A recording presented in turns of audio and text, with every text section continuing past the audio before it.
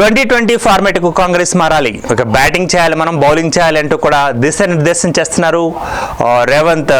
ఇక్కడ దాడి చేసిన వాళ్ళను, చేయించిన వాళ్ళను ఎవరిని వదలం, 2020 ఆడుకోవాల్సిందే అంటూ మరి గట్టిగా దాని మీద వ్యాఖ్యలు చేయడం జరిగింది. దేశంలో బీజేపీ హిట్ అవుట్ లేదా గెట్ అవుట్ పాలిటిక్స్ చేస్తున్నది.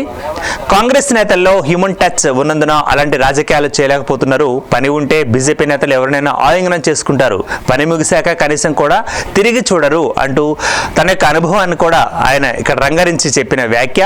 కాంగ్రెస్ తన ఫార్మాట్ ను మార్చుకోవాల్సి ఉందని ఒక రాజకీయవేత్తగా తను భావిస్తున్నట్లుగా ఇప్పటికీ కాంగ్రెస్ లీడర్లు టెస్ట్ ఫార్మాట్ లో ఫాలో అవుతున్నారు. 2020 ఫార్మాట్ కు మారాలి, మనం వారి యొక్క ఆటలను తిప్పికొట్టాలి, ఫార్మాట్ ను అప్గ్రేడ్ లేదా డిజైన్ చేసుకోవాలంటూ కూడా చెప్పడం జరుగుతుంది. కొడంగల్ నియోజకవర్గంలో మరి మొన్న జరిగిన ఘటన ఏదైతుందో ఆ ఘటనకు సంబంధించిన వార్తల్లో అంశాలు మనం చూసాం.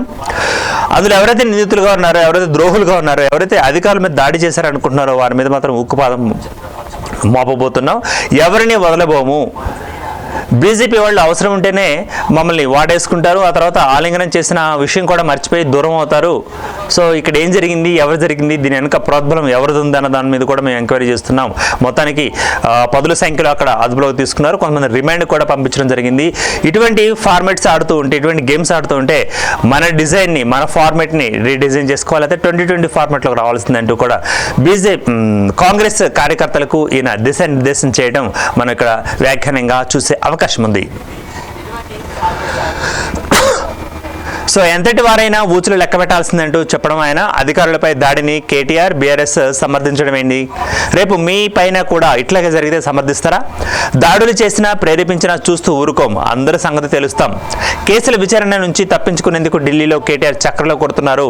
బీఆర్ఎస్, బీజేపీ మధ్య చీకటి ఒప్పందం మరోసారి బట్టబయలైంది. అమృత టెండర్ల వ్యవహారంలో ఎక్కడైనా, ఢిల్లీలో అయినా, గల్లీలో అయినా సరే మీరు పోరాటం చేసుకోవచ్చు అంటూ కూడా ఆయన వ్యాఖ్యలు చేశారు. దీనికి సంబంధించిన వార్తా కథనం ఇది.